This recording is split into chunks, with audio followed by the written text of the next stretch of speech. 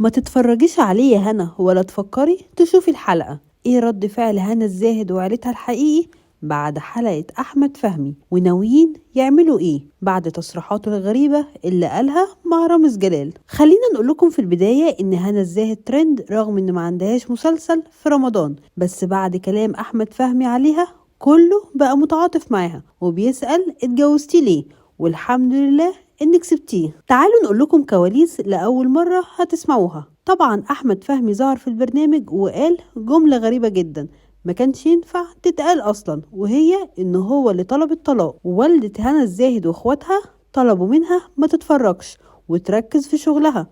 وفعلا هنا سمعت كلامهم.